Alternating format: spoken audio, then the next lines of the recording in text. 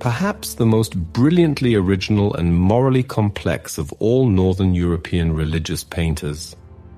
Bosch is most immediately associated with works with a disturbingly vivid, dreamlike quality.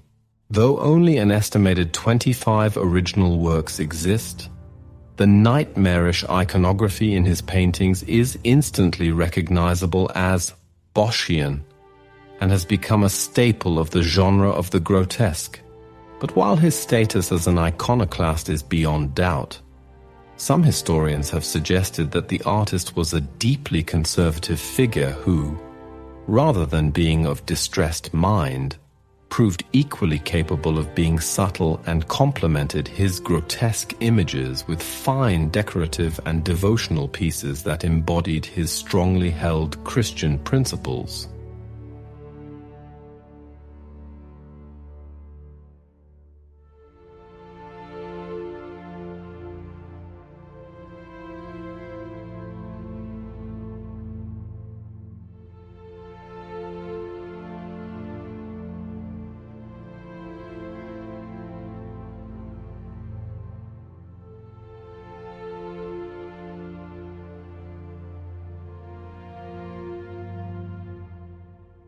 Hieronymus Anthonissen van Aken was born sometime between 1450–56. His date of birth remains a matter of speculation but has been estimated from a self-portrait dated around 1508 to Antonius van Aken and his wife, Aleid van der Minnem. He was born in his grandfather's prosperous household in the affluent and culturally and intellectually rich town of S.Hertogenbosch of the Duchy of Brabant, located in the Low Regions of the Netherlands. His grandfather, Johannes Thomaszoon van Aken, was amongst the most important painters in early 15th century S.Hertogenbosch, and in the words of the art historian Stefan Fischer, created a painter dynasty of 5 children, 4 of whom became painters, including Antonius. Little else is known about Bosch's early years apart from the fact that in 1463 some 4,000 houses in S.Hertogenbosch were destroyed by a catastrophic fire. As art historian Claire Selvin put it, it is believed that the artist bore witness to this disaster, which was perhaps one of the most devastating events of his early life. It's possible that the catastrophic incident influenced Bosch's later works, some of which include blazes raging in the background. The young Hieronymus later adopted the name Bosch, pronounced Bos in Dutch, as tribute to his hometown that was known locally as Den Bosch, the forest. Next to nothing is known of his training, since he left behind no notebooks, letters, books, or any other such artifact. However, in S.Hertogenbosch town records dated 1475, Hieronymus is listed as a member of his father's workshop, and it is assumed, quite reasonably, that his father, and possibly one of his uncles, taught him to paint. This knowledge doesn't bring us any closer, however, to understanding the sources of Bosch's remarkable imagination.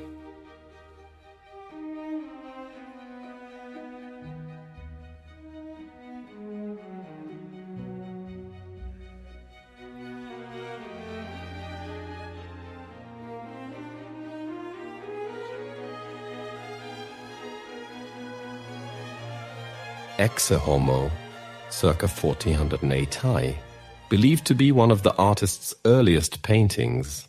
Exe Homo concerns an episode in the Passion of Jesus. The original version, with a provenance in collections in Ghent, is housed today in Frankfurt's Stedel Museum, while a copy is held at the Museum of Fine Arts in Boston. The theme of Exe Homo was not often taken up by painters before the Renaissance, and Bosch is one of the best-known early artists to take on the scene.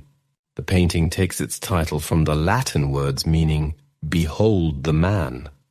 spoken by the Roman prefect Pontius Pilate when Jesus is paraded before the angry mob in Jerusalem, shortly before he is sentenced to be crucified. Bosch presents Jesus as half-naked and cowering, as he is brought before the people by the Roman council members, who are flanked by soldiers. The crowd mocks and jeers Jesus, who wears a crown of thorns. His hands are bound with shackles, while the redness of the now raw flesh on his legs, hands and chest indicate that he was previously beaten with a scourge, as related in the Bible. The dialogue between Pilate and the mob is indicated by 3 Gothic inscriptions placed near the mouths of the protagonists. To Pilate's cry of "Ecce homo," the mob replies, "Crucifige eum," crucify him. A 3rd inscription, "Salve nos Christe Redemptor," save us, Christ Redeemer, can be seen in the lower left of the image, from the mouths of what were the representations of 2 donors, although they were later painted over. Characteristic of Bosch throughout his career, the painting teems with symbolic imagery. Most noteworthy is the placement of 2 of animals, traditionally regarded as emblems of evil in Christian iconography. An owl perched above Pilate and a giant toad seen resting on the shield of one of the soldiers. The upper right corner reveals an aesthetic cityscape of Jerusalem, more in keeping with the view of a late Gothic Netherlandish town. The large open spaces form a strong contrast to the densely packed and grotesque caricatures of the foreground mob, garbed in exotic clothes. Due to the relative simplicity of the figures and the similarity in content to other Bosch works painted during that time, Ecce homo is generally believed to have been completed between 1475 to 80, as later confirmed by dendrochronological investigation of the oak panel. The image features many elements typical of Netherlandish painting, including homely faces and slight proportions of the figures, rendered flatly, while their physique fails to be substantial under heavy clothes.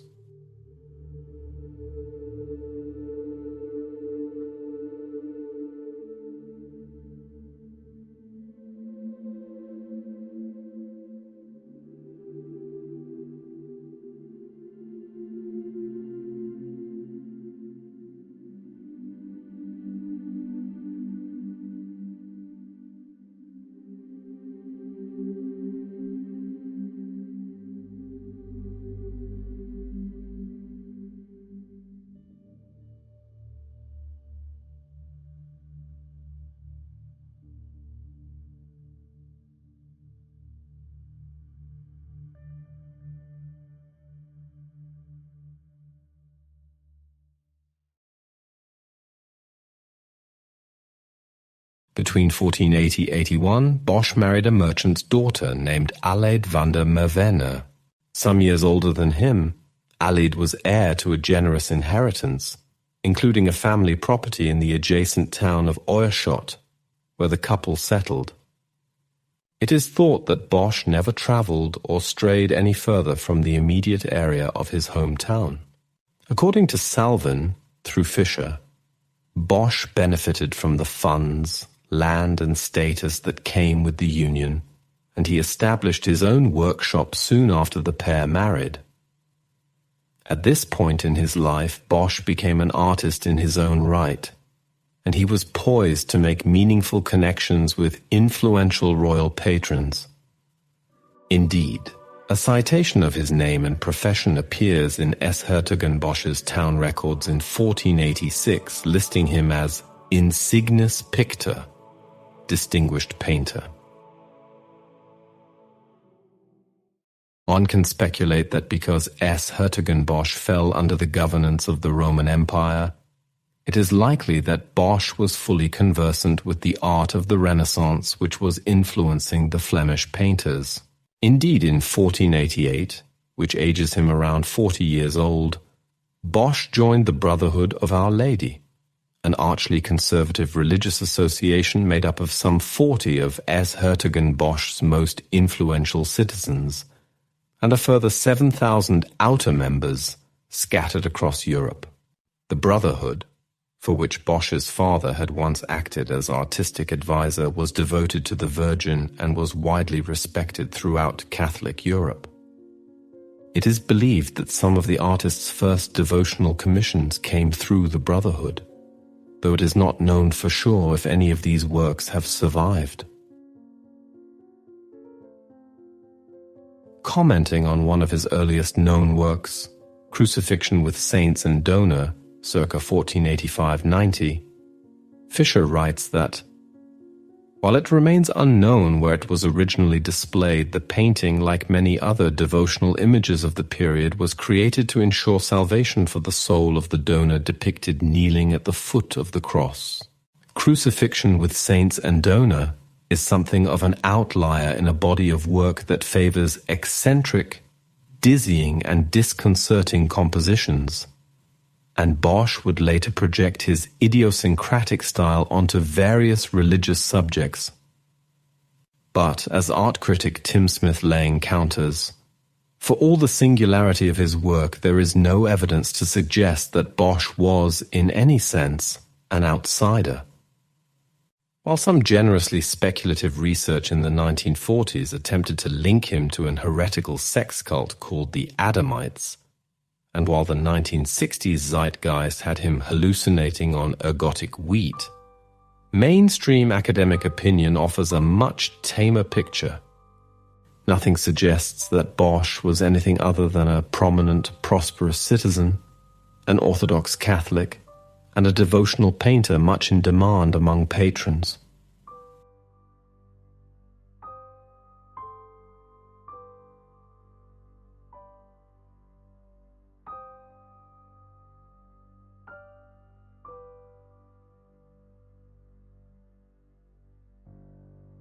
Whereas other Northern European artists were also focused on producing biblical narratives, Bosch was interpreting the same subject matter in a way that was so peculiarly original, it fully jarred with the harmonious and dominant Flemish style. He filtered these stories through his imagination, transforming religious parables into extraordinary new fantasy worlds dense with absurdity and ecclesiastical symbolism.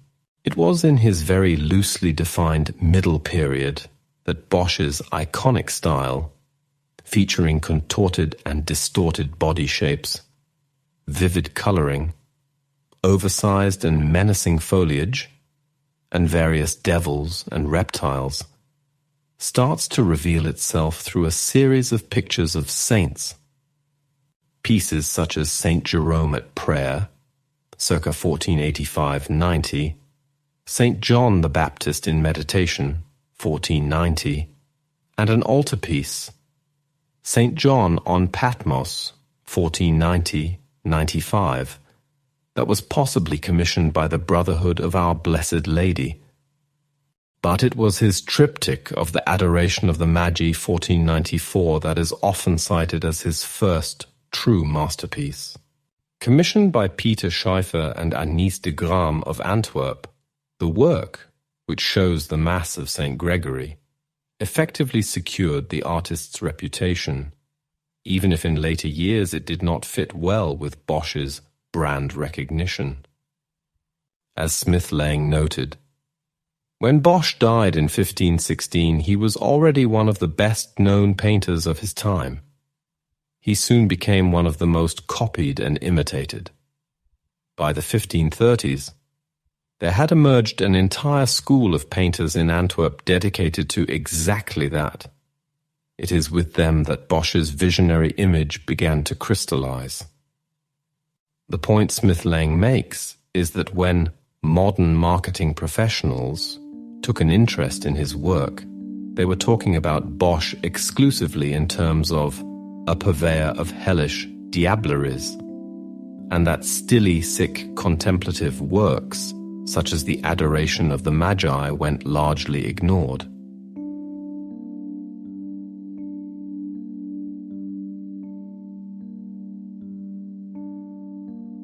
Saint Jerome at Prayer, circa 1482.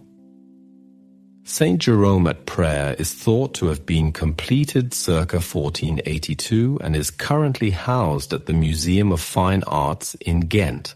The saint was a frequent subject of 15th century art, usually depicted in his studio or during his penitence in the desert. For his interpretation, Bosch adopts the latter iconography, presenting the saint as a long, thin figure hinting at his asceticism. Saint Jerome is praying with a crucifix in his arms, an unusual gesture of communion with Christ. Jerome lies against a rock under a shell-like cave, while surrounded by his traditional symbols, including the lion, the galero, broad-brimmed hat, and the Bible. Bosch, as is common in his works, also introduces several bizarre elements, such as the bony pig and the spherical shell emerging from the pool, perhaps as a symbol of the world floating towards decay. The large owl and small owl are depicted on a branch, alluding to heresy and the struggle against sacrilege. The Ten Commandments tables can be seen above the cave. The work is known only from its acquisition by the Ghent Museum in 1908.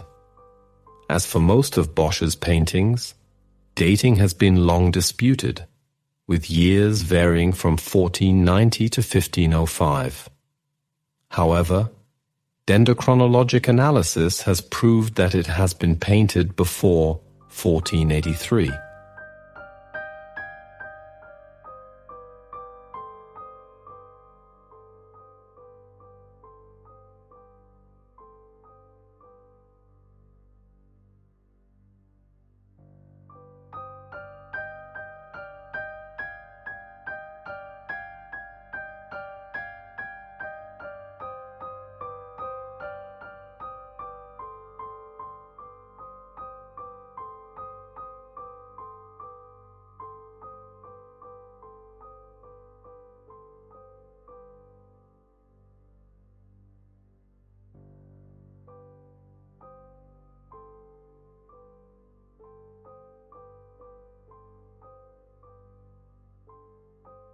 Christ carrying the cross.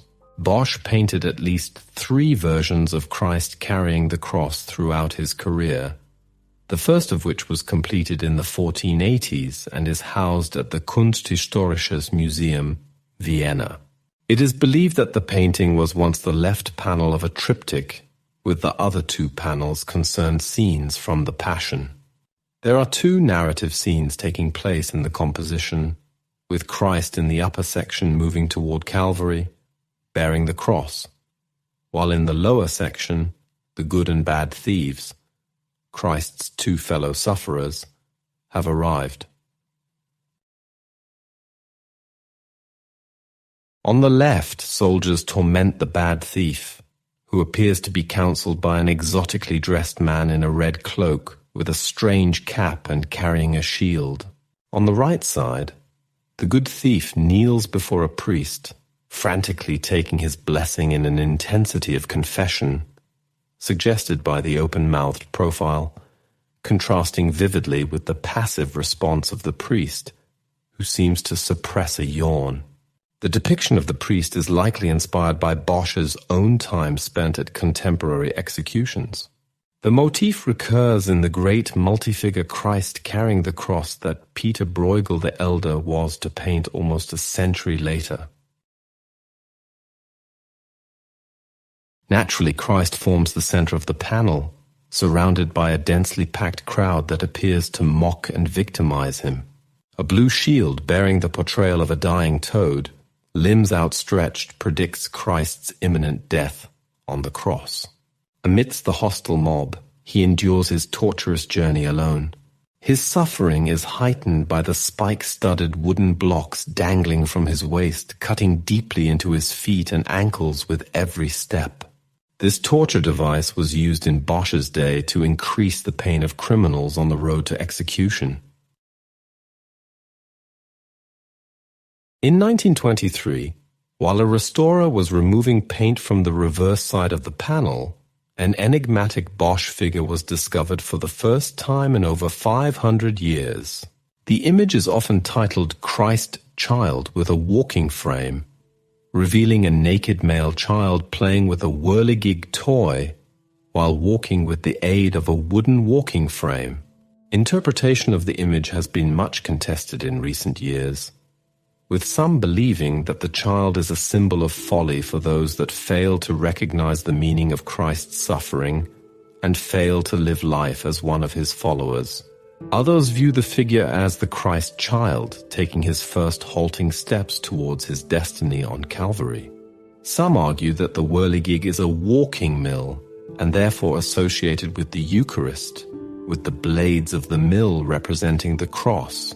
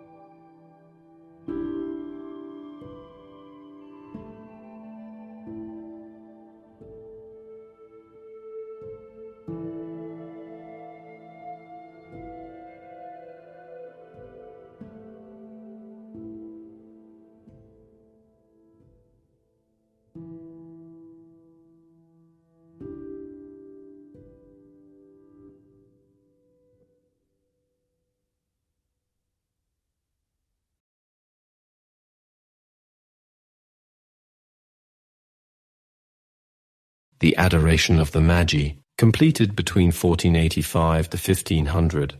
Bosch's triptych of the Adoration of the Magi was once identified with a canvas executed for the Cathedral of Hertogenbosch, though it is now considered more likely that it is the painting recorded as belonging to Johann de Casembrud, which was later seized by Fernando Alvarez de Toledo, 3rd Duke of Alba, in 1567. It features the coat of arms of the Bronkhorst, the family of Casembrud's wife. Casembrud had been secretary of Lamoral, Count of Egmont, and was executed with him in 1568. Along with other forfeited works of art, the Duke shipped the triptych to Philip II of Spain, a famed collector of Bosch paintings. In 1574, the painting was in the El Escorial monastery and is mentioned in 1605 as an epiphany without any extravaganza. The triptych has been held in Madrid's Museo del Prado since 1839. When closed, the shutters display a grisaille painting of the Mass of St. Gregory in a single scene, with him kneeling at an altar in front of Christ. The latter is surrounded by an arch with flying angels. The two characters in color are a later addition and are the painting's donors. The frame above the saint concerns scenes of the life of Jesus. From the lower left, the prayer in the garden, the arrest, Christ in front of Pilate, the flagellation, the coronation of thorns, the Via Crucis, and finally, the crucifixion. In the sky around the cross, we can see a flying angel and a devil with a red halo around his head, drawing Judas Iscariot's soul away. Judas is also visible hanging by the mountain's right edge, while another figure is pointing at him.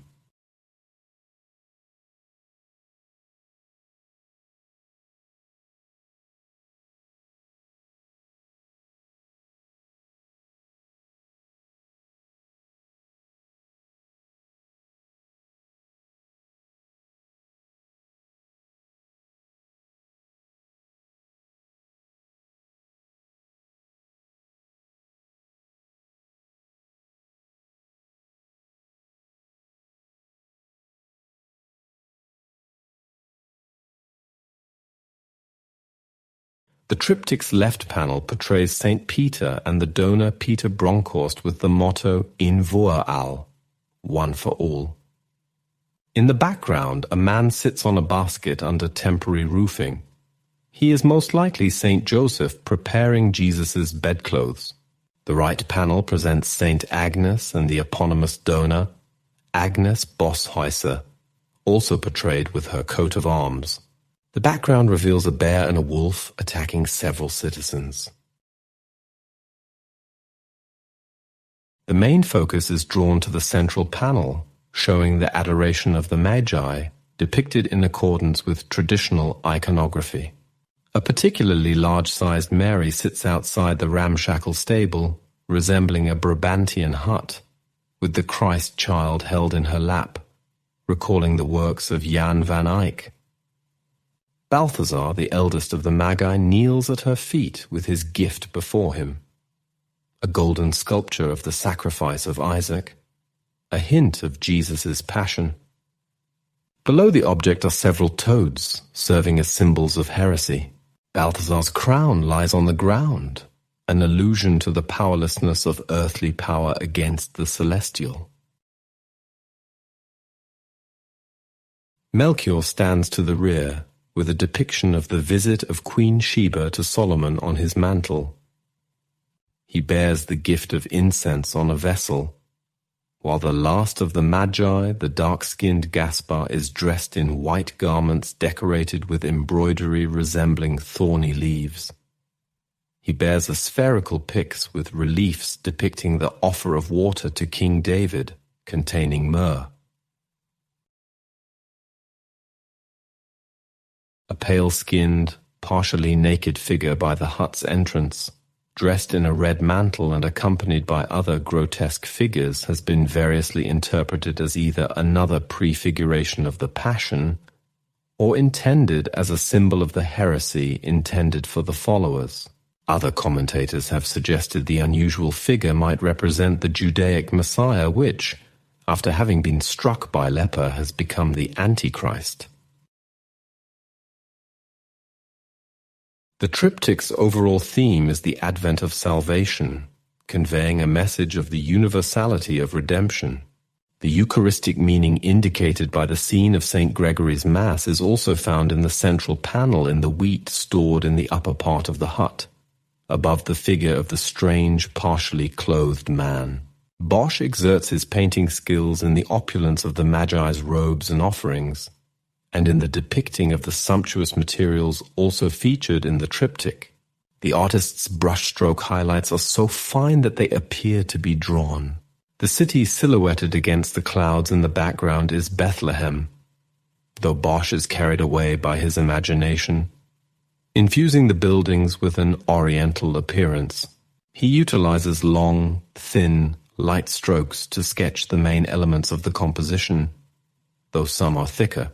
In the areas with modeling, his strokes are shorter, but always adapted to the size of the motif.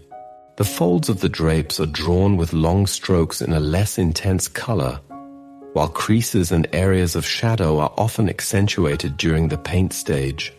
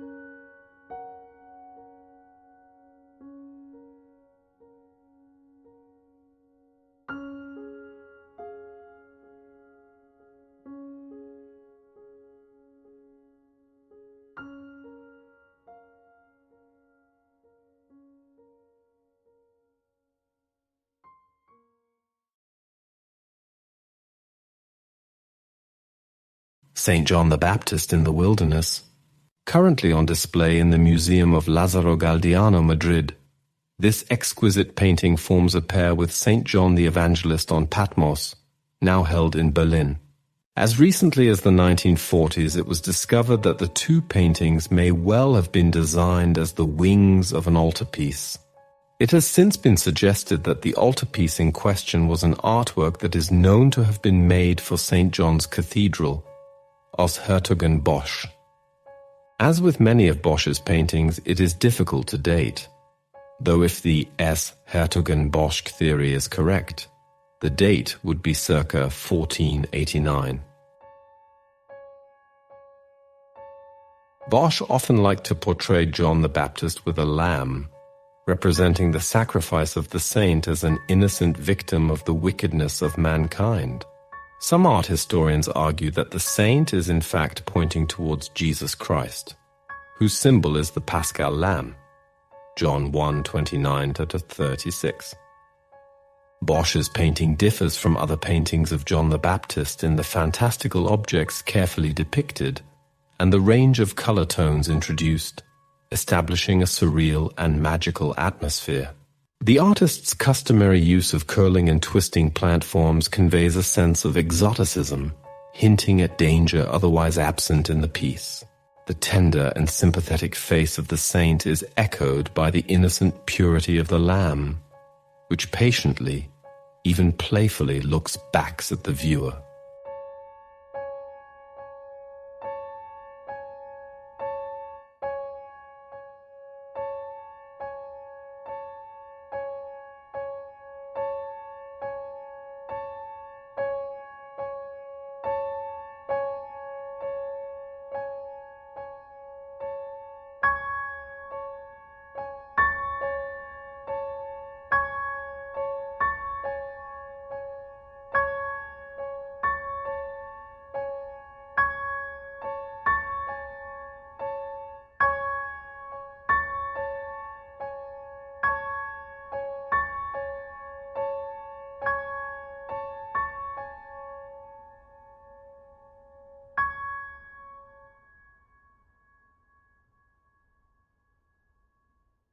The cutting the stone, completed around 1494. Also known as the extraction of the stone of madness, or the cure of folly, this panel painting has been dated to circa 1494 and is displayed today in the Museo del Prado in Madrid.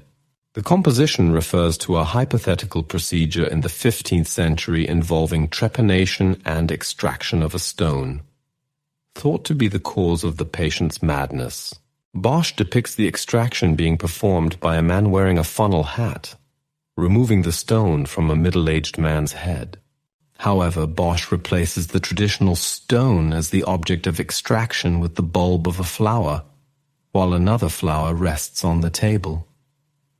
An imposing Gothic inscription in gold reads, Mr. Snit die Keras, mine name is Lubbert das, which translates as, Master, cut away the stone.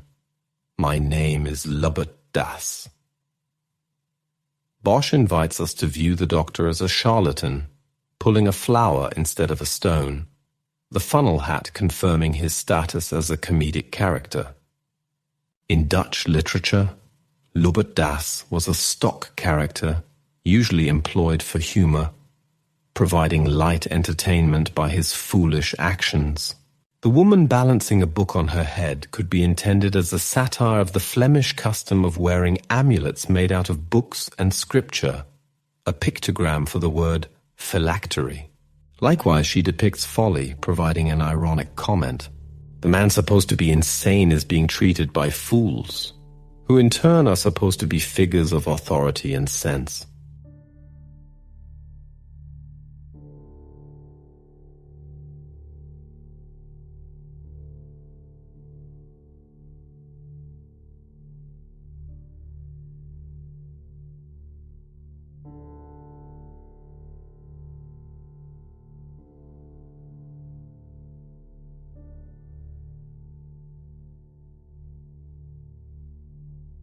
As the end of the 15th century approached, an influential German astrologer had warned that the end of the world, which would be brought on by catastrophic flooding, would occur precisely on February 25th, 1524. The idea of the Last Judgment took hold in society, with Albrecht Dürer producing a famous watercolor recording a dream in which he witnessed the final apocalypse, as water crashing down from the heavens onto earth, and Bosch painting the Last Judgment, which covered the same subject but with an image of hell populated with fantastical devils, evil spirits, metamorphized creatures, and erotic symbolism. Between them, Dürer and Bosch, and lesser luminaries no doubt, would have sent shock waves of anxiety through the ranks of the devoted. Since none of his works carry dates, one cannot be sure when Bosch finished The Last Judgment, though it is estimated that it was completed between 1482–1505. But Selvin writes, Bosch started employing at least one assistant by 1499, and that he was able to hire an assistant at all was a sign that he achieved success. Indeed, with his The 7 Deadly Sins and the 4 Last Things, circa 1500, another piece on the theme of the Last Judgment and painted on a tabletop that was meant for a sinner to reflect on before entering the confessional booth, has been attributed, in part at least, to the hand of an assistant. Around this time, Bosch produced the masterpiece, The Temptation of Saint Anthony, circa 1500, a triptych that celebrates Saint Anthony's strength of faith under intense coercion from the forces of evil. He would return to the story Saint Anthony throughout his later career. By now, Bosch's vision was becoming more magnificently expansive. His figures became more lithe, his colors more understated, while the fantasy worlds he presented offered apocalyptic scenes juxtaposed with biblical landscapes of almost idyllic innocence.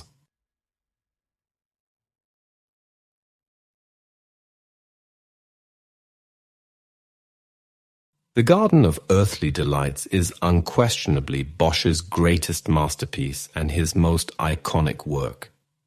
Indeed, many know his name only through this work. His style had by now reached full maturity with his Earthly Paradise, featuring the creation and temptation of woman perfectly juxtaposed with deeply distressing images of the world of debauchery and pleasure-seeking. The painting's dreamlike, nightmarish quality has become the stuff of mythology and features any number of tiny naked human figures, misshapen animals, and ominous creatures thought to have been conjured directly from the artist's boundless imagination. However, the Oxford Dictionary of Art and Artists states that while works such as The Garden of Earthly Delights have an extraordinarily vivid imaginative power, and the subjects are heavily embroidered with subsidiary narratives and symbols, the basic themes are sometimes quite simple, and much of the imagery can be explained in terms of the popular culture of Bosch's age, notably proverbs and devotional literature. It adds that, in purely visual terms, the monsters he painted have analogies in the strange creatures often seen in the margins of medieval manuscripts and in the gargoyles of Gothic architecture, and that even the cathedral at Hertogenbosch has some fine examples of these gargoyles. Generally regarded as Bosch's most famous and ambitious extant work, this triptych dates from between 1490 and 1510. Painted in oil on oak, the outer wings, when folded, reveal a grisaille painting of the earth during the biblical narrative of creation. The 3 scenes of the inner triptych, likely intended to be read chronologically from left to right, depicts God presenting Eve to Adam in the left side. The central panel offers a broad panorama of nude figures, fantastical animals, oversized fruit, and hybrid stone formations, while the right panel presents a hellscape of the torments of damnation.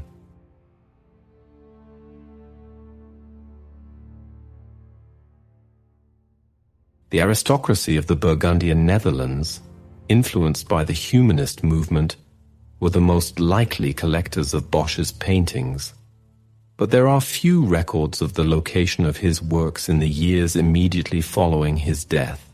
It is probable that the patron of the Garden of Earthly Delights was Engelbrecht II of Nassau, who died in 1504, or his successor Henry III of Nassau-Breda, the governor of several of the Habsburg provinces in the Low Countries.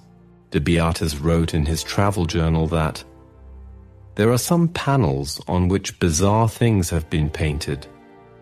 They represent seas, skies, woods, meadows, and many other things, such as people crawling out of a shell, others that bring forth birds, men and women, white and blacks doing all sorts of different activities and poses.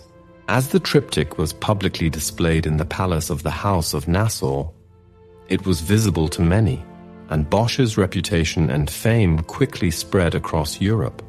The work's popularity can be measured by the numerous surviving copies, in oil, engraving and tapestry, commissioned by wealthy patrons, as well as by the number of forgeries in circulation after his death.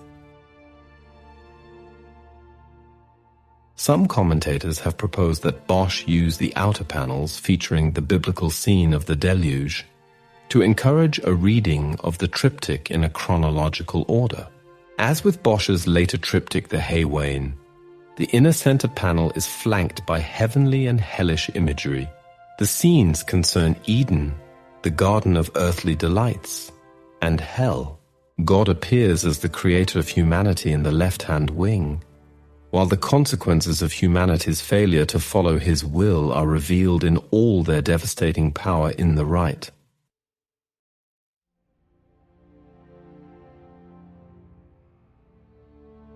The left panel, illustrating the joining of Adam and Eve, is a scene from the paradise of the Garden of Eden, commonly interpreted as the moment when God presents Eve to Adam. Adam wakes from a deep sleep to find God holding Eve by her wrist and giving the sign of his blessing to their union.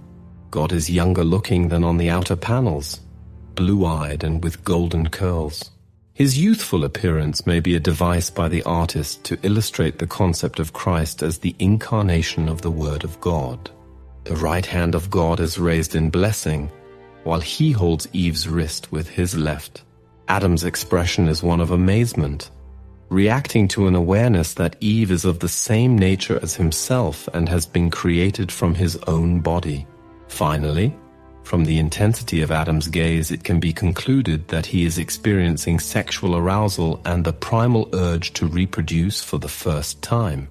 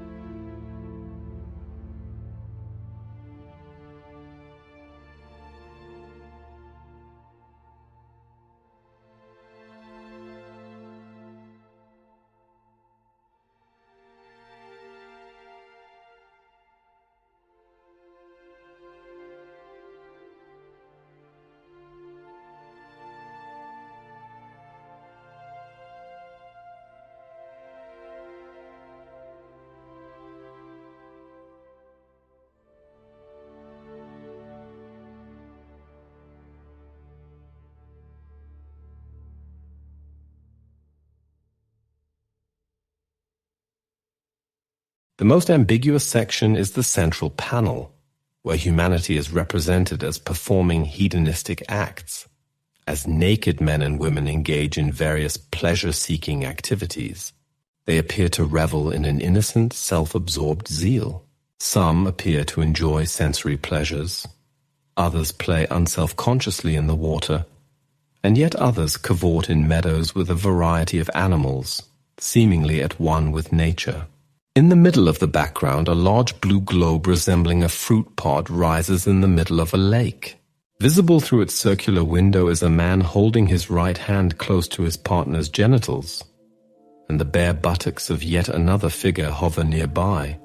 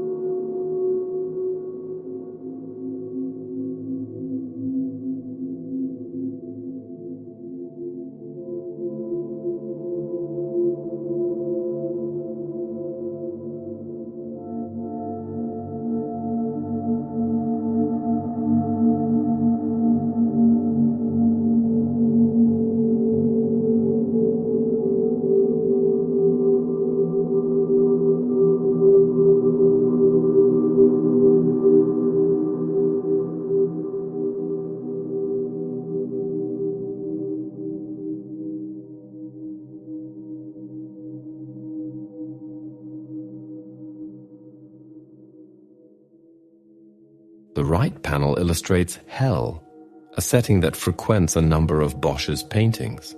He depicts a world in which humans have succumbed to temptations that lead to evil and reap eternal damnation.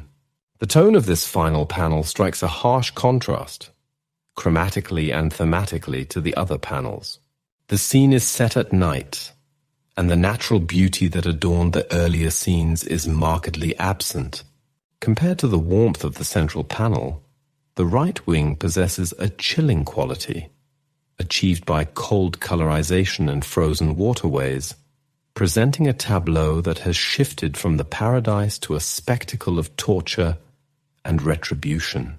In the densely detailed scene, cities erupt in fire in the background, while war, torture chambers, infernal taverns and demons dominate the middle section, with mutated animals feeding on human flesh in the foreground.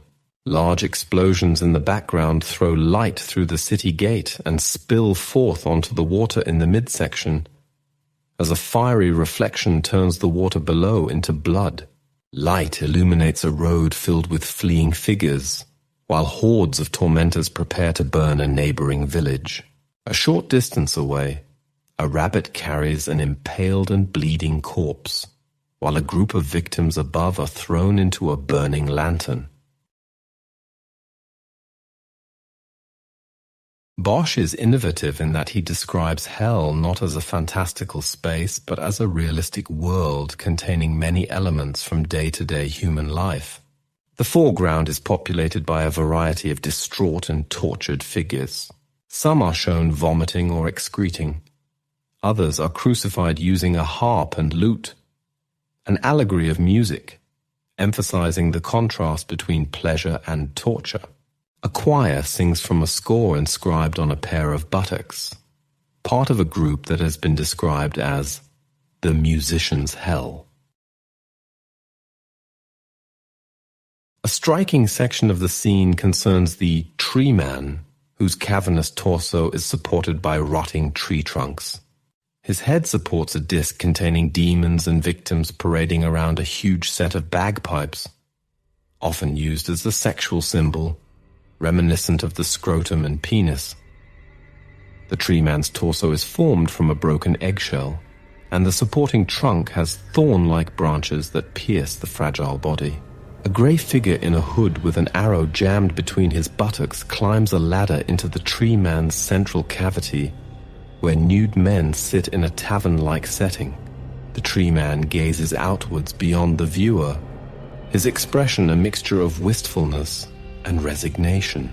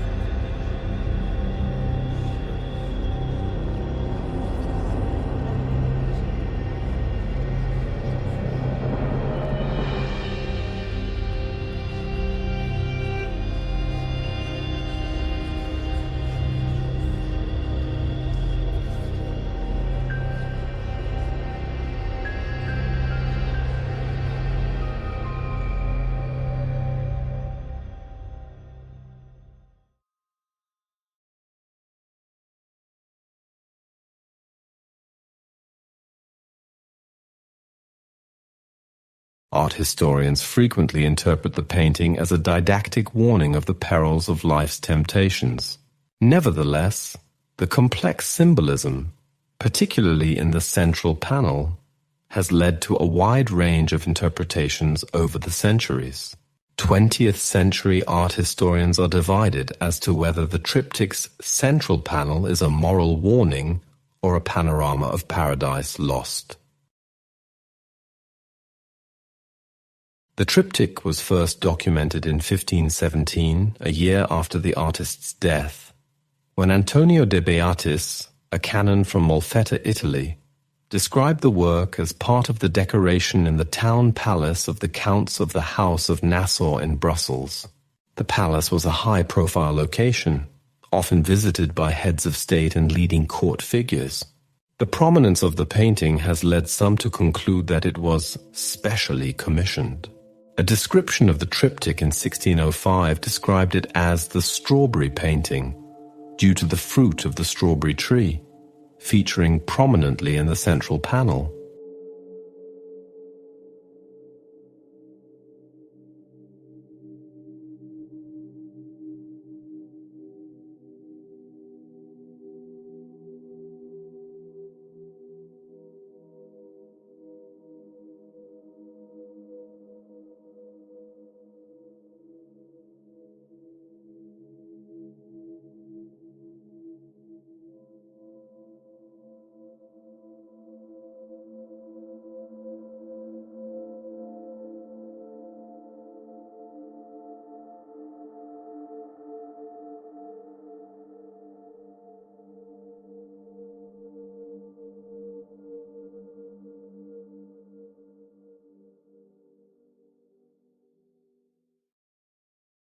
Aside from Bosch's fixation on the evil and the beauty of God's universe, he demonstrates a great skill for compositional harmony and a fastidious eye for detail that matched that of the Renaissance painters.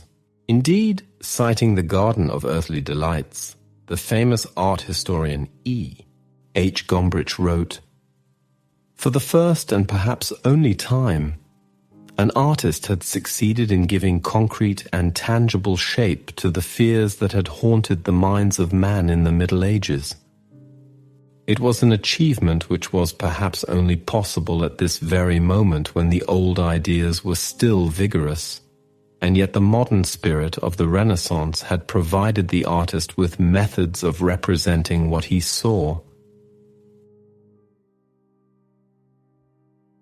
In the Ship of Fools, believed originally to be one panel from a triptych, is thought by most scholars to be a response to the publication in 1494 of Sebastian Brandt's hugely popular satirical book of the same name. Like Brandt, Bosch used the ship, which is in fact a small boat, and its passengers and hangers-on as a metaphor for a debauched society as a whole. The gathering of overexcited revelers reveals again Bosch's association between sin and music. Although for reasons that are unclear, the musical entertainment is being provided here by a monk and a nun. The ship's overlong mast is topped by a large branch on which is perched an owl, another Boschian motif that signifies the attendance of sin.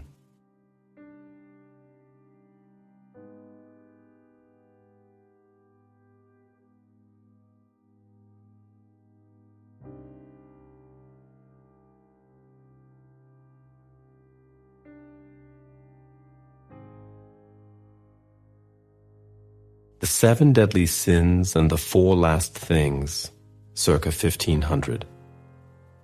Continuing Bosch's preoccupation with the theme of the Last Judgment, the seven deadly sins, wrath, envy, greed, gluttony, sloth, lust, pride, are depicted individually around a central circle featuring an image of Christ emerging from a tomb. The four last things, top left, clockwise.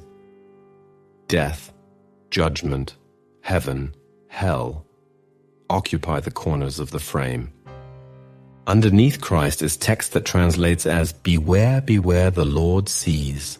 The banderole on the top quotes from Deuteronomy 32:28 and translates as, "They are foolish. They don't understand. If they were wise, they would understand. They would know what would happen to them."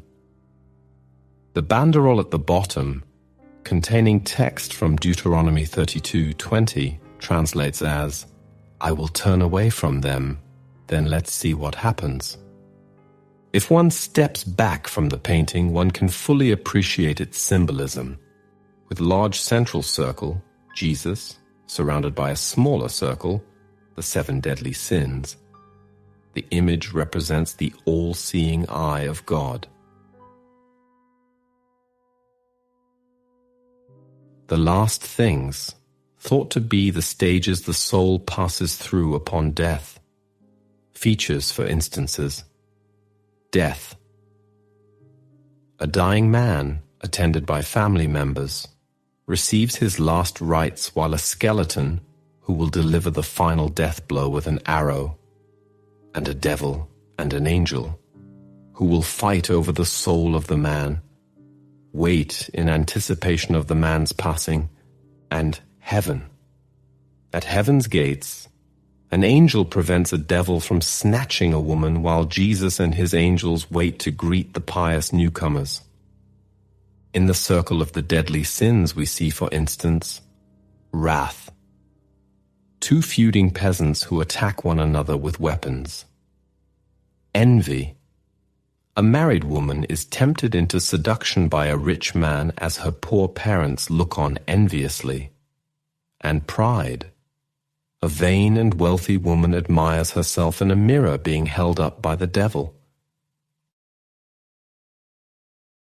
Like many of Bosch's works, the painting is on display at Museo del Prado in Madrid. The Prado displays it as an original Bosch, while acknowledging that there is some debate as to whether that claim is fully valid, even if it is generally agreed that it was created in his workshop. The painting contains Bosch's name, just below the banderole in the bottom center. But there is documentation that suggests that a pupil of Bosch worked on the painting and might have added Bosch's name out of respect for the master and/or to increase the painting's market value.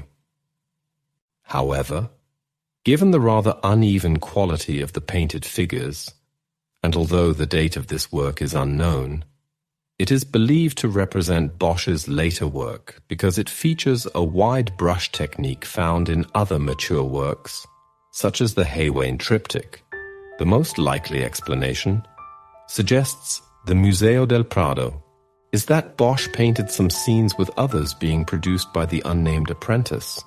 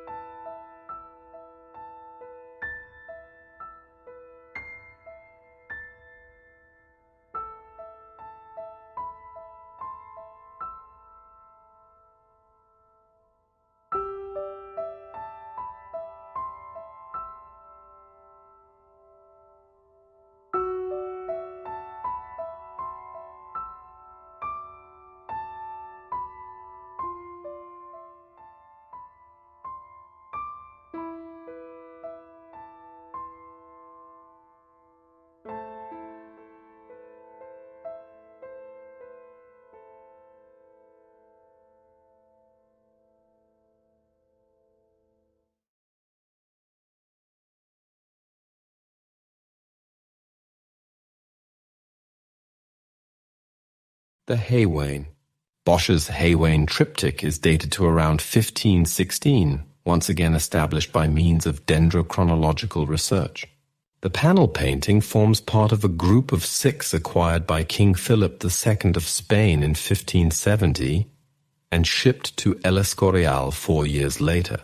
It was later sold to the Marquess of Salamanca and divided into 3 paintings.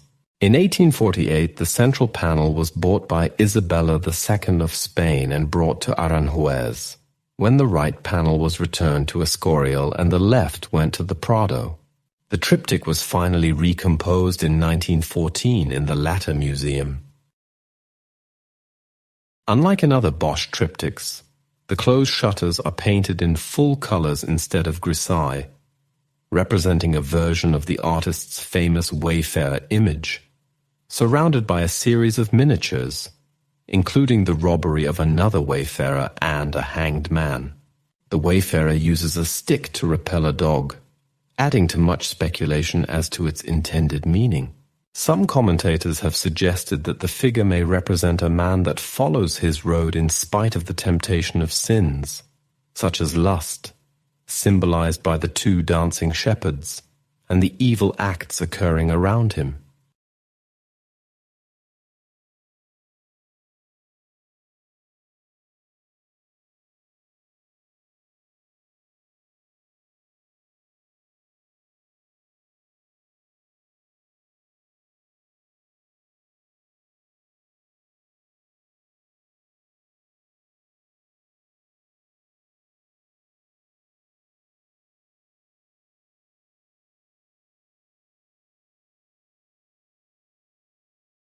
The triptych adheres to a similar narrative structure as seen previously in the Garden of Earthly Delights.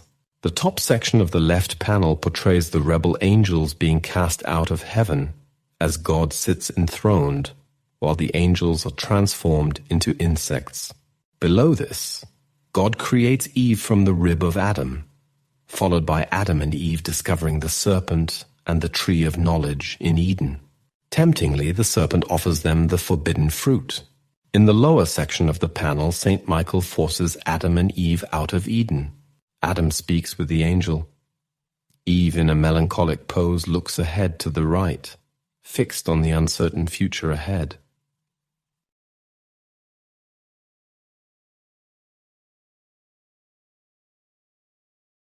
The central panel features a large wagon of hay surrounded by a multitude of fools engaged in a variety of sins, distinctly different from the sins of lust that dominate the Garden of Earthly Delights. Bosch positions Christ in the sky, and an angel on top of the wagon looks up to him, praying, though the figures below are unaware of Christ looking down upon the world. The Haywain is being drawn by infernal beings, appearing to drag the sinners onto hell.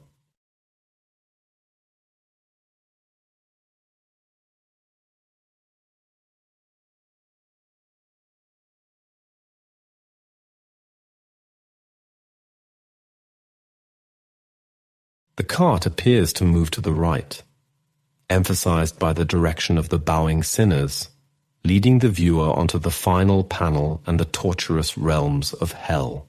The procession on the left side of this panel bends back into the middle ground, but the right side figures continue in a straight line with the wagon, suggesting a more evident progress into damnation.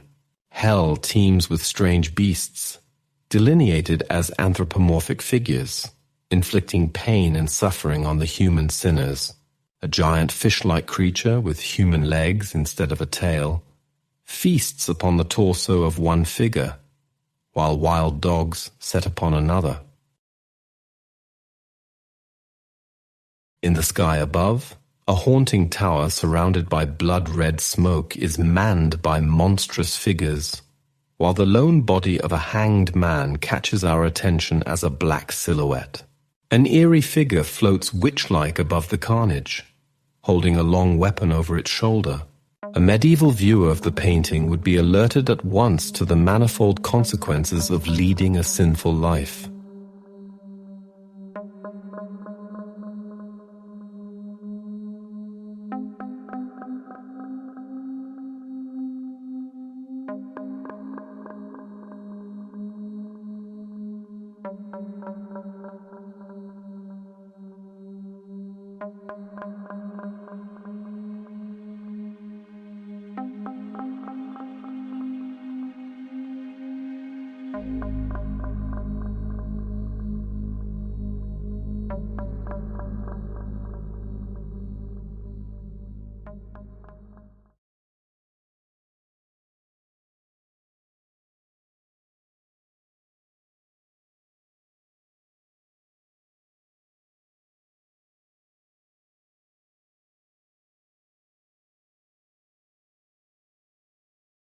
Hermit saints.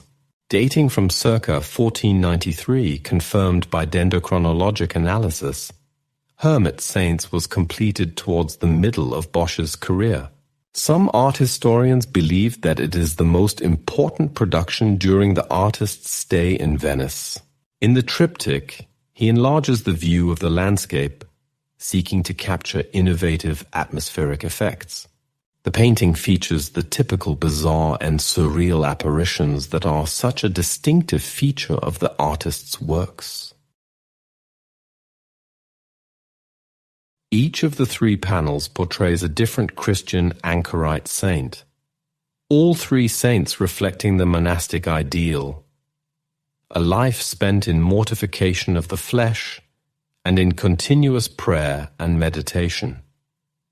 The central panel depicts Saint Jerome kneeling in the desert and praying by a crucifix on a stick in a setting of an altar, similar to a sculpted Roman sarcophagus located within a ruined oratory. Reliefs in the stonework illustrate scenes concerning the theme of redemption such as Judith and Holofernes, symbolizing the victory of the soul, as well as a knight and a unicorn, functioning as a symbol of virginity. In the lower section of the panel, a man dives into a beehive, covering himself with honey, offering a statement on carnal love. The scene is dominated by symbols of evil, scattered in a desert and dark landscape and surrounded by sinister vegetation. They include skeletons, monstrous animals, and deadened plants.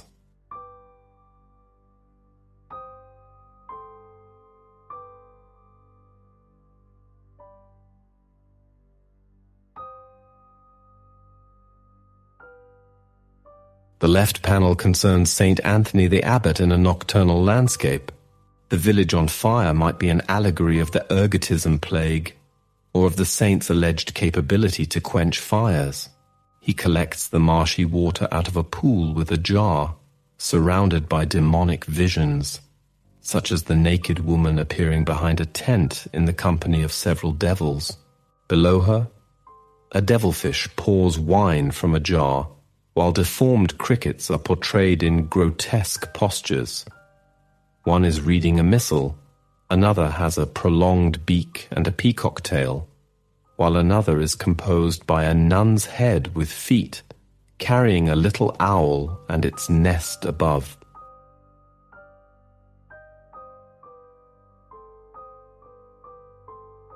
The right panel shows St. Giles praying in a grotto, which contains a roll that, according to the Golden Legend, lists all the names of those to be saved due to his intercession. The saint has been shot by an arrow, originally destined for the fawn at his feet, relating to the time he was shot accidentally by a passing hunter. The landscape, the least dark in the triptych, is nevertheless dominated by a sharp rock.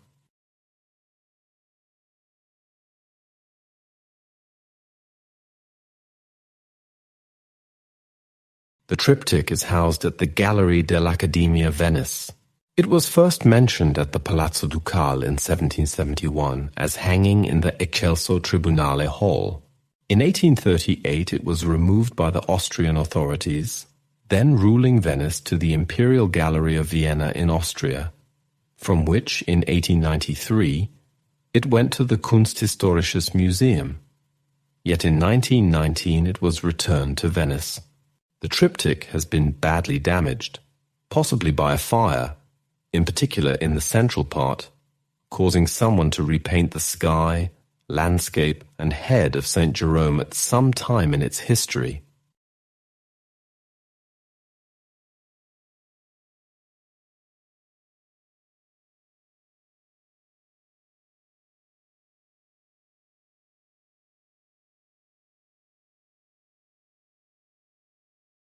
The Conjurer, circa 1502. There are 5 versions of The Conjurer and 1 engraving. Though most experts agree the most reliable painting forms part of the collection of the Musée Municipal in Saint-Germain-en-Laye, which is kept locked in a safe and loaned out on a limited basis for special exhibitions. On 1st December 1978, the painting was stolen from the museum and returned on 2nd February 1979. It was bequeathed by Louis Alexandre du Castel, a notary at Saint-Germain-en-Laye from 1813, who was also city council member and mayor in August 1835 and 1839. The collection seems especially to have been formed by his father, John Alexander du Castel, a painter and collector. The theme of the painting concerns how people are fooled by a lack of alertness and their own naivety. The figure of the conjurer on the right captures the attention of a diverse audience with a game of cups and balls. At once we are drawn to the central character, a man of rank in the forefront, who leans in and is fixed on the pearl in the conjurer's hand, while unaware of being robbed of his purse by the conjurer's accomplice behind him. Bosch associates the conjurer as a common criminal, luring in the prey. The foolish look on the rich man's face adds to the sense of his vulnerability. As in many of Bosch's works, animals are used to symbolize human traits such as deception and victimization. The little owl in the basket by the conjurer's waist represents his intelligence and deviousness. Frogs jumping out of the mouth of the central character represent the extent to which the victim renounces reason and gives in to bestial impulses. The child engrossed in watching the victim being robbed exemplifies the Flemish proverb, "He who lets himself be fooled by conjuring tricks loses his money and becomes the laughing stock of children." Another Flemish proverb, published and widely distributed circa 1480 in S. Hertogenbosch warns, "No one is so much a fool as a willful fool."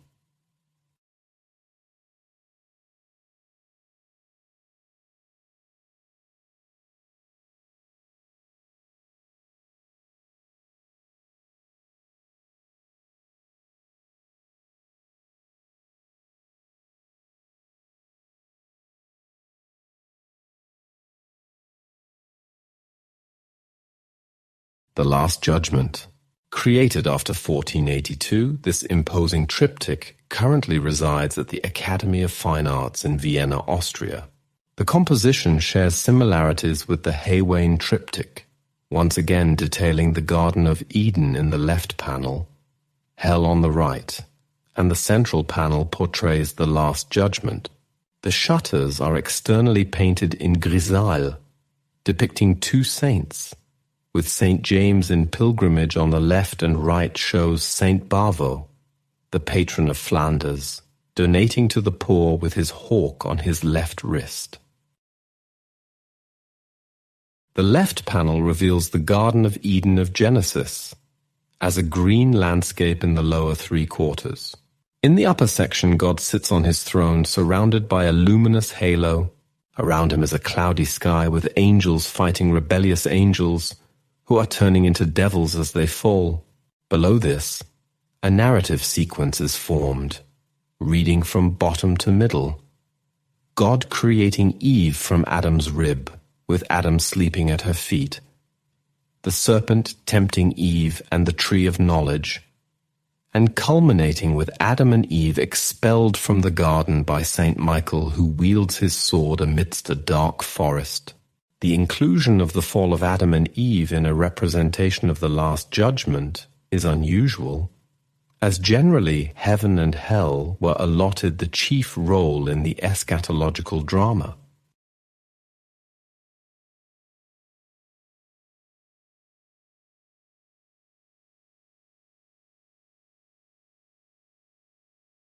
Of Revelation, Christ sits above as judge, surrounded by the Virgin Mary, John the Evangelist, and the Apostles. The celestial zone, painted in vivid bright blue, contrasts with the rest of the panel, which is dominated by the earthy, dark brown punishment of the damned, while the blessed occupy only a small section. Punishments for the sinners are represented as monstrous creatures of hell. The sinners are burned, speared, impaled, hung from butcher hooks, forced to eat impure food, or victimized by the cogs of horrifying machines. The wide valley dominating the central panel may represent the valley of Jehoshaphat, which, on the basis of several Old Testament references, was traditionally thought to be the site of the Last Judgment, with the walls of the earthly Jerusalem on fire in the background.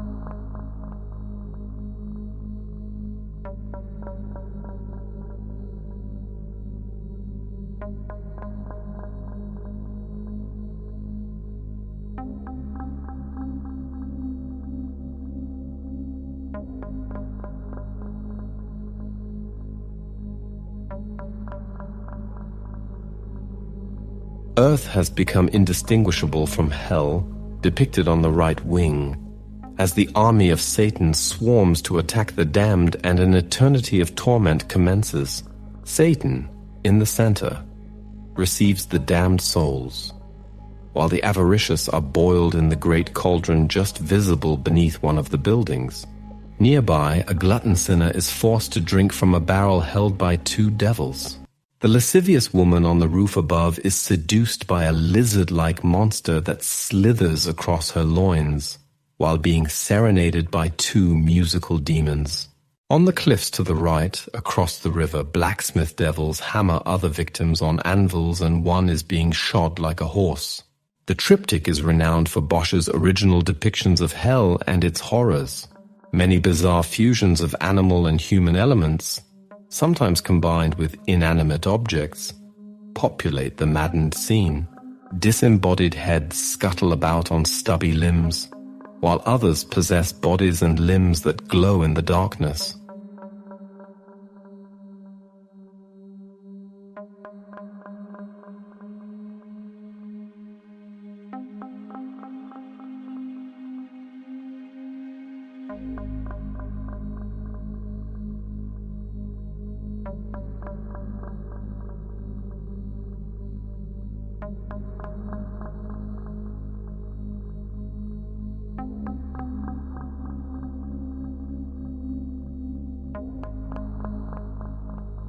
The oldest record of the triptych is in a 1659 inventory of Archduke Leopold Wilhelm of Austria's collection. In the late 18th century, the work was acquired by Count Lambert Spritzenstein, from whom it later went to the Academy of Fine Arts in Vienna. Some art historians believe it was acquired by Philip the Fond of Castile in 1504, though others deny this.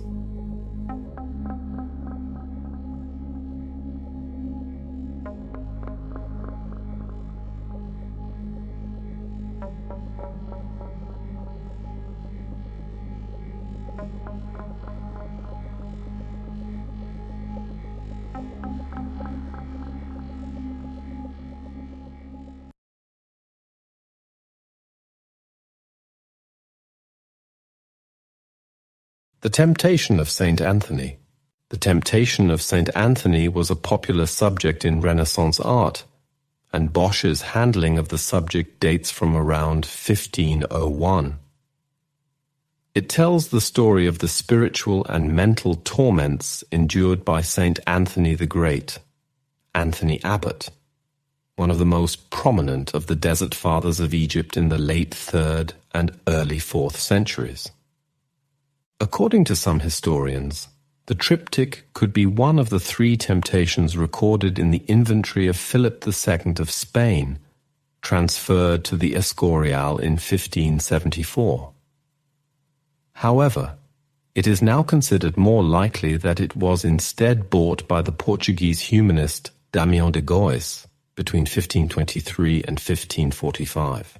The painting was documented as part of the collections in the Royal Palace of Lisbon in the mid-19th century, and in 1911 King Manuel II donated it to its current museum, the Museo Nacional de Arte Antiga in Lisbon.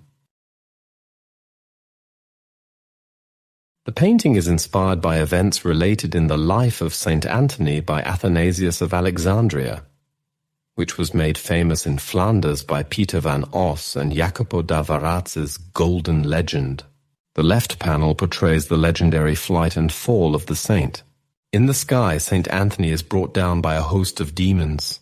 Below is the saint's grotto, likened to a brothel, carved within a hill in the shape of a man on all fours, his backside forming an entrance. An impious procession is directed towards this entry, led by a deer and a demon in holy vestments. In the foreground, Anthony appears weakened as he is supported after the fall by a monk and a layman. The latter has been traditionally identified as a self-portrait of Bosch. Beneath the bridge are three figures, one of which is a monk reading a letter.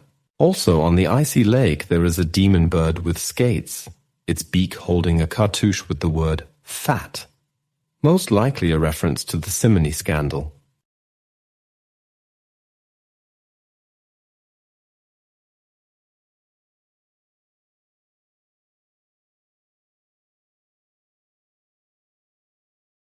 The central panel concerns the saint's refusal of temptation, depicting Anthony in contemplation, with a blessing hand pointing at his small cell inside a ruined tower, where a miniature Christ appears to point at the crucifix, suggesting the true sacrifice.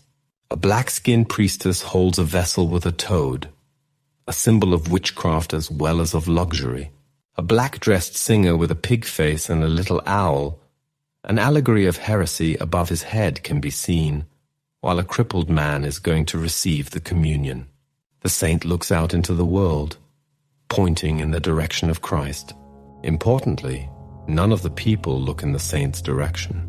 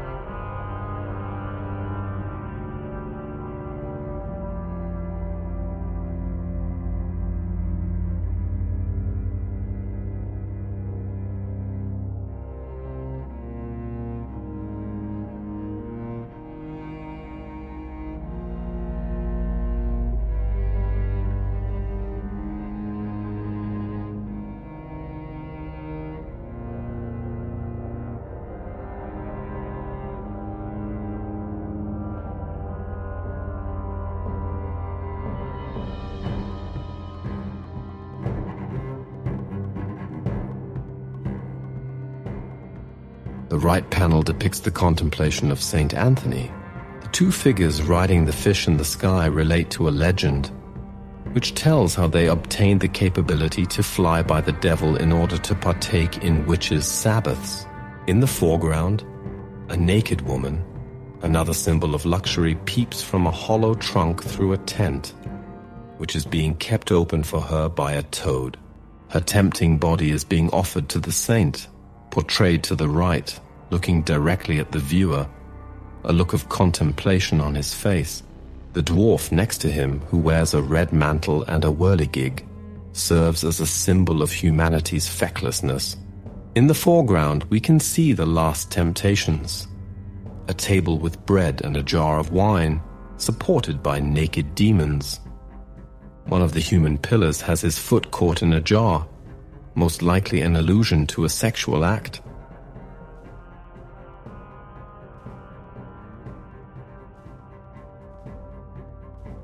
As customarily found in Bosch's triptychs, the exteriors of the shutters are painted in grisaille. Traditionally, artworks in churches were covered and altarpieces with wings were closed the week before Easter. The subdued coloration and the subject matter of the shutter exteriors of this triptych are in keeping with the Lenten theme. The left panel concerns the arrest of Christ, including in the foreground St. Peter cutting Malchus's ear, and in the background soldiers surround the fallen Christ. To the left, Judas flees after his kiss. The right panel portrays Christ carrying the cross in the background, while the foreground depicts the two thieves, one confessing and the other refusing to convert. The crowd around Christ includes the figure of Simon of Cyrene, who supports the cross.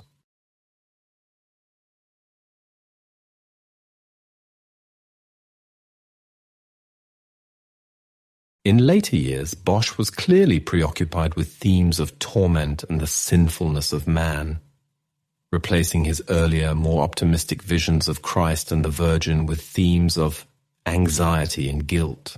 His sources for these unusual images came from the dark corners of the medieval imagination, introducing forms such as gargoyles and monsters of cathedral decoration, as well as ideas from the marginal illustrations of books and popular prints.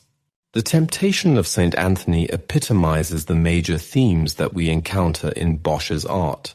The spectacle of sin and folly and the shifting horrors of hell are strikingly contrasted with the suffering of Christ, while Anthony stands firm in his faith against the assaults of evil.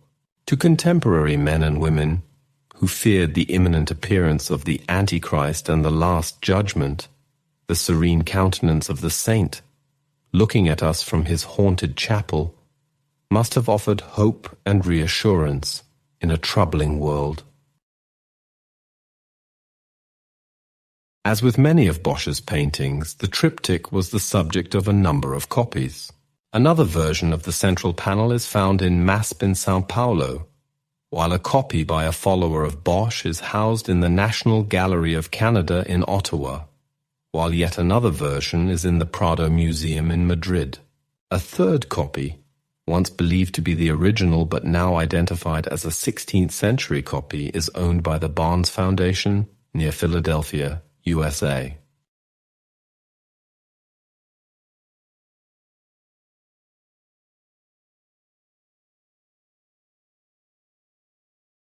Death and the Miser. This painting, held in the National Gallery of Art in Washington, D.C., was originally the inside of the right panel of a divided triptych. The other existing portions of the triptych are the Ship of Fools, an allegory of gluttony and lust, while the Wayfarer was painted on the external right panel. Death and the Miser functions as a memento mori, reminding the viewer of the inevitability of death. The painting shows the influence of popular 15th century handbooks on the art of dying, intended to help Christians choose Christ over sinful pleasures. As death approaches, illustrated as a skeleton in flowing robes, the miser, unable to resist worldly temptations, reaches for the bag of gold offered by a demon, while an angel points to a crucifix from which a slender beam of light descends. In the foreground, Bosch depicts the miser as he was previously, dressed in green clothing signifying full health, placing gold in his money chest, which is infested with demons, while he clutches his rosary. Symbols of worldly power, such as a helmet, sword, and shield in the bottom section, allude to earthly follies, while also informing us of the station held by this man during his life. Bosch encourages us to interact with the image, as whether or not the miser, in his last moments, will embrace the salvation offered by Christ or cling to his worldly riches, remains uncertain. The artist's familiarity with the visual tradition of the Ars Moriendi is demonstrated in the top left roundel, illustrating the death of a sinner in the 7 deadly sins and the 4 last things.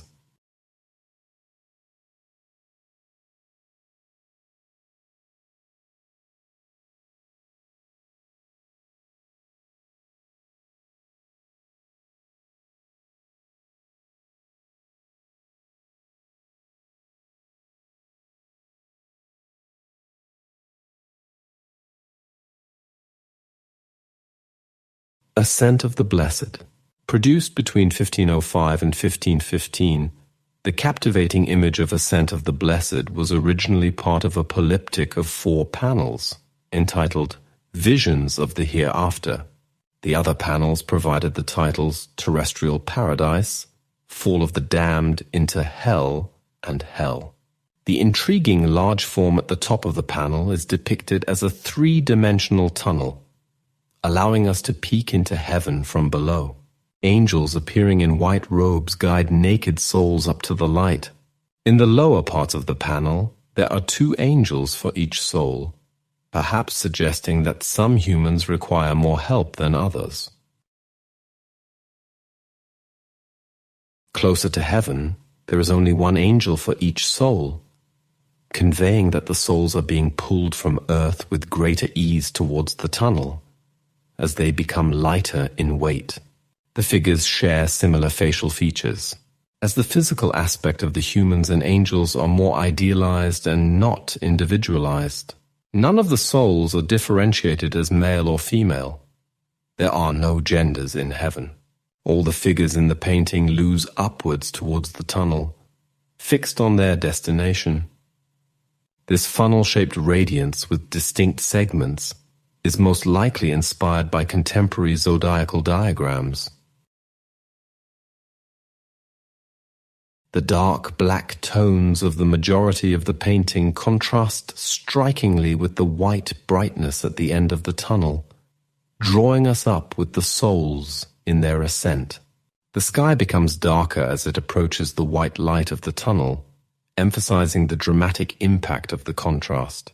The hazy form of a figure within heaven itself, delineated as total white, seems to gesture ambiguously, adding to the ethereal nature of the image. Bosch's paintings reflect the religious themes that dominated art and society in the Netherlands during the 16th century. Citizens were expected to behave and act as good Catholics, with their reward eventually being access to heaven. The consequences of sin, portrayed in images of purgatory and hell, were often represented to frighten people into obedience, encouraging them to lead diligent and respectable lives. A treatise current at that time, titled Van der Voorzieningheid Godes, claimed that out of 30,000 souls, only 2 were likely to reach heaven. Such ideology stirred everyday men and women, playing upon their inner fears of an afterlife of torment and torture. Bosch's image intends to allay these fears, offering a beautiful window into the rewards of a blessed life.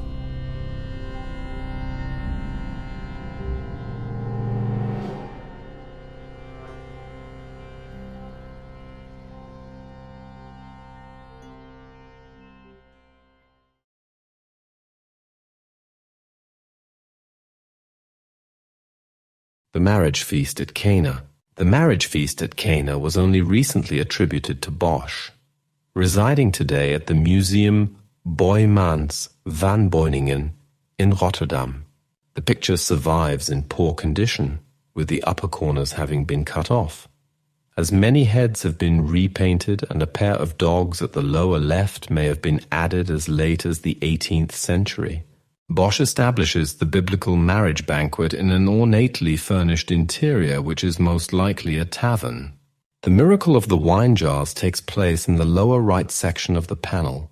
The guests are seated around an L-shaped table dominated at one end by the figure of Christ, behind whom hangs the brocaded cloth of honor, usually reserved for the bride.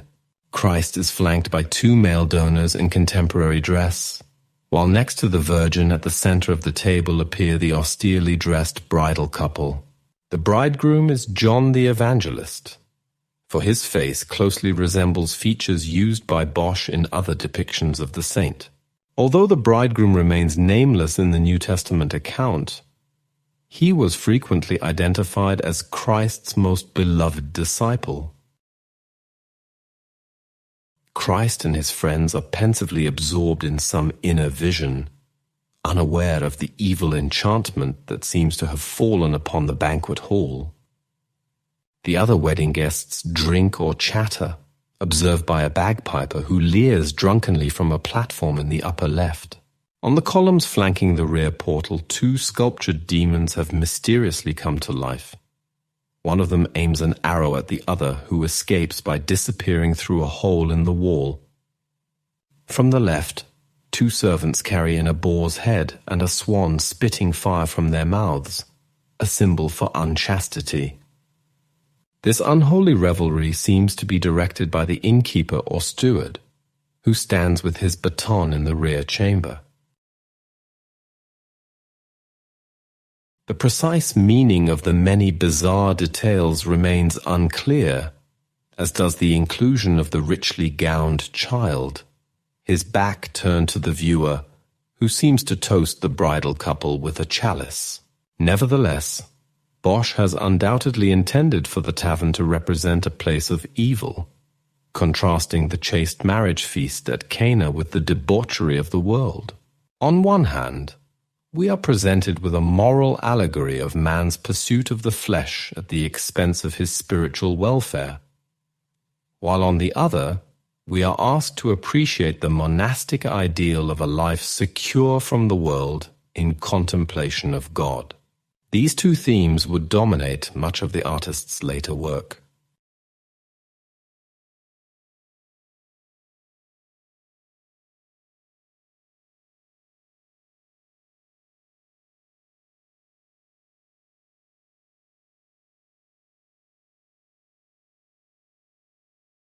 The Wayfarer, also housed in Rotterdam's museum Boijmans van Beuningen, is one of the fragments of a partially lost triptych or diptych, which also included the allegory of gluttony and lust, the ship of fools, and death and the miser.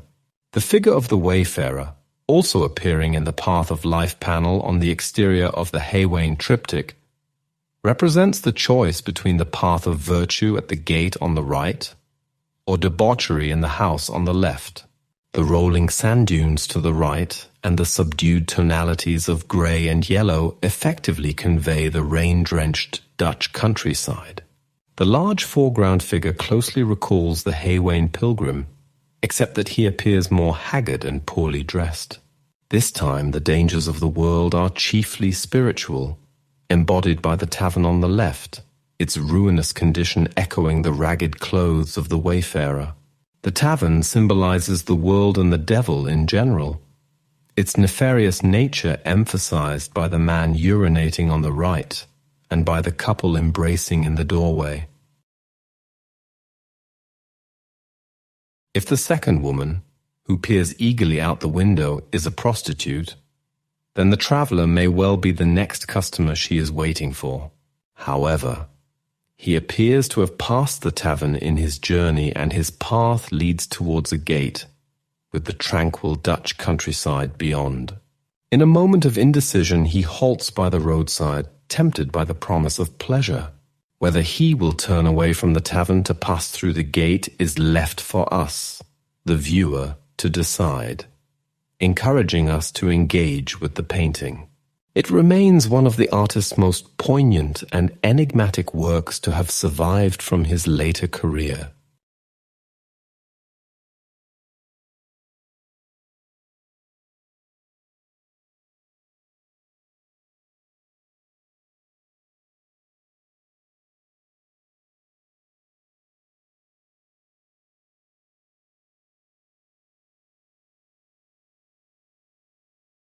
Historians have speculated that the figure of the tree man in the hell panel of the Garden of Earthly Delights was in fact created in the image of the artist. But the 1508 self-portrait drawing is the only confirmed self-portrait of the artist. It was thought to have been drawn 8 years before his death, and it is feasible that Bosch deliberately exaggerated his age. In any case, the drawing would seem to foretell Bosch's need to give a face to his legacy, possibly in the knowledge that he was in the latter stages of his life. It was recorded by the Brotherhood of Our Lady that Bosch died in 1516, and that a funerary service was held on the 9th of August in the Church of St. John in S-Hertogenbosch. Although his place in the history of art is beyond question, Bosch's oeuvre is represented by only around 25 paintings and 8 drawings. One reason for this meager return stems from a period in the 16th century in which members of the Protestant Reformation destroyed many works deemed immoral. 6 of his works were bought or confiscated by Philip II of Spain in the end of the 16th century, now owned by the Museo del Prado in Madrid, and others emerged across Europe, which has left a rather piecemeal and potted history of one of the most unique artists in the pantheon. During his lifetime, Bosch's work was collected in several countries throughout Europe, and he was widely revered and imitated by students and followers, not least Peter Bruegel the Elder, the second Hieronymus, as he was nicknamed, who was significantly influenced by Bosch's approach to painting landscapes. Although interest in his work dropped off, except in Spain, he emerged as a force again in the modern era, where he exerted influence on the surrealist movement and artists including Max Ernst, René Magritte, and especially Salvador Dalí, who claimed, in fact, that Bosch was the first modern artist. The unusual rock formation resembling Dalí's face in his famous painting, The Great Masturbator, 1929, was inspired by a similar formation in the left panel of The Garden of Earthly Delights. Leonora Carrington, too, who encountered Bosch's works in Museo del Prado in 1939, drew inspiration from Bosch's most famous composition. In The Giantess, 1947, for example, Carrington places hunters in an uncanny landscape featuring winged fish and seafarers floating in an ocean-like sky that forms the landscape on which her cloaked female giant stands. The art critic Alistair Sooke states, "It is easy to understand why Bosch continues to fascinate us today. The apocalyptic tone of his work resonates during our era of global conflict and international terrorism, and direct references can be found in examples from film, television, video games, books, and even fashion collections." The art critic Tim Smith-Lang adds that few, if any, of Hieronymus Bosch's contemporaries can claim a similar level of continuing fame. He is a major draw at museums, but his reach extends far beyond. In addition to the standard books, T-shirts, and postcards, he has been treated to accessories ranging from tote bags to mouse pads and phone cases. There are even Dr. Martens boots with his work printed on them. Little information has survived regarding the artist's final years. An entry in the accounts of the Brotherhood of Our Lady records Bosch's death in 1516.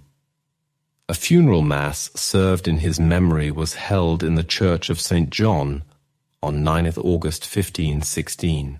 In recent years, scholars have changed their views of Bosch's art, no longer regarding it merely as a fantastic style intended only to titillate and amuse, much like the groteschi of the Italian Renaissance.